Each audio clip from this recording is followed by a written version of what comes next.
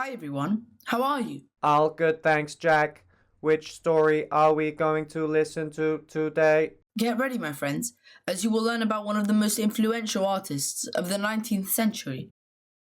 Today we are learning about Paul Cezanne. Who is Paul Cezanne? What is so special about him? Paul Cezanne was a French painter considered the father of modern art who lived for his painting. His dad was a successful banker who wanted him to become a lawyer. His work was largely unappreciated and criticized for most of his life, and exhibitions rejected his works.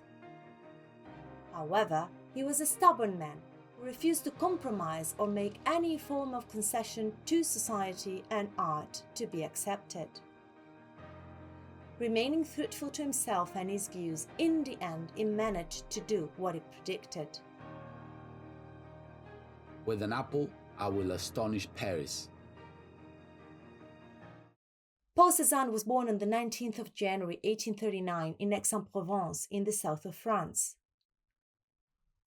In 1852, he entered the Collège Bourbon, meeting Émile Zola and Baptiste Bay, who would become famous writers and scientists respectively. They will form a close-knit trio, later known as the Three Inseparables, and influence and support each other. On his father's wishes, Cézanne enrolled at law school, though he kept taking drawing lessons in the evening. In 1861, Cézanne finally followed his friend Zola's footsteps and moved to Paris to chase his dream. He applied to the prestigious École des Beaux-Arts, but he was rejected. Cézanne didn't let this rejection put him down and made a school out of the Louvre, studying and copying works from the great artists of the past. He spent his days at the Académie Suisse, a free art school where he met several artists, including the famous artist Camille Pissarro, who eventually became his mentor. In 1863, Cézanne participated in the Salon des Refusés, where revolutionary artists such as Monet, Manet, and Pissarro worked previously, as the Paris Salon, the official exhibition of the Académie des Beaux-Arts, had rejected them, as well as Cézanne. Cézanne's paintings received hard criticism and were described as though the paint had been flung at the canvas.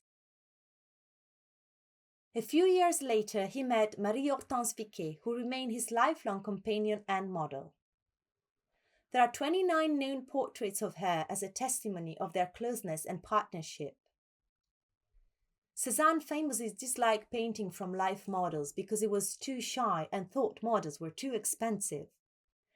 This can be an explanation for not having many portraits among his works, and the reason why the majority of them are of his wife. In 1872, they had a son, Paul.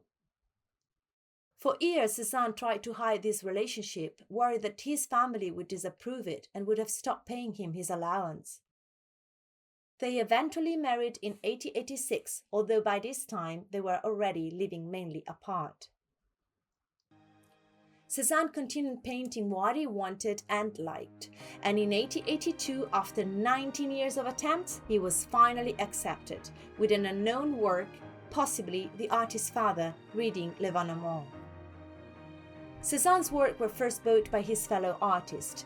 Monet got 14 paintings, Pissarro 19, encouraging interest from the collector Victor Choquet and an art dealer, Ambroise Vollard, who acquired 670 works and was the real proponent of his commercial success. Cézanne's art can be divided into four major periods. Dark period between 1861 and 1870. A dark palette characterizes painting with thick layers of paint often applied with a knife. He painted modern scenes of violence and degradation reflecting Paris' turbulent political times. Impressionist period between 1870 and 1878. Along with the Impressionists who used to paint open air, Cézanne painted more outside, and landscape became his main focus. Following Pissarro's suggestion, Cézanne started using a lighter palette and adopting loose brushwork. Mature period between 1878 and 90. Cezanne concentrated more on geometry, surface, and color, painting with an architectural style.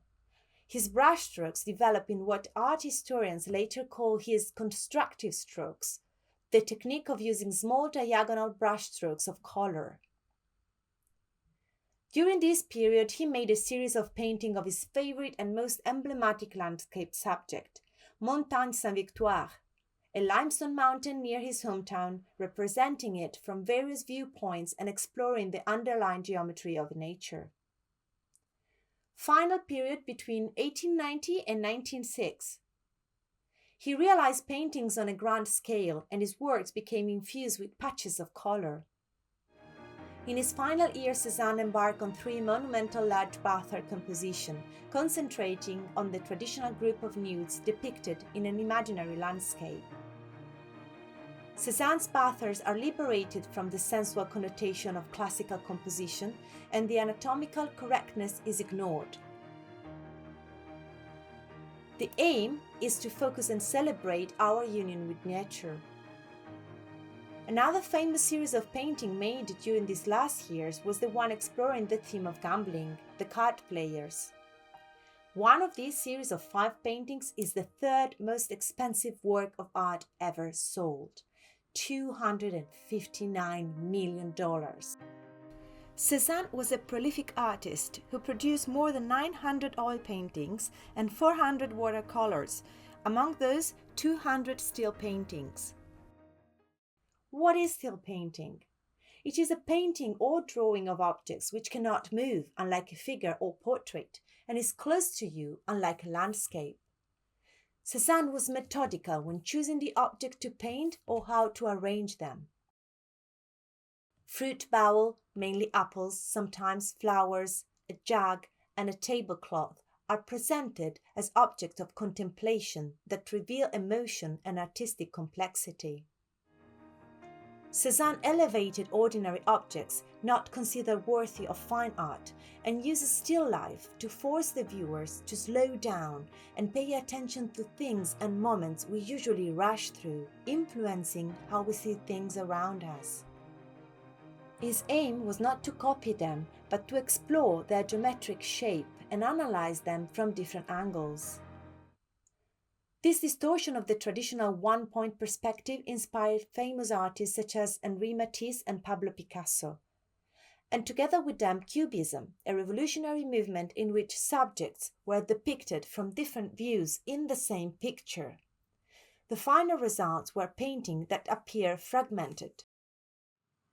Cezanne, with his work, helped the transition from the 19th idea of art to the very different world of art in the 20th century.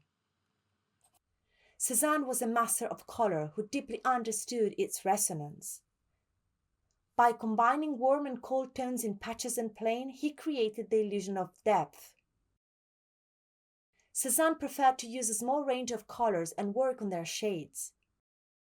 According to the poet Rainer Rilke, Cezanne used more than 16 shades of blue that he mixed himself.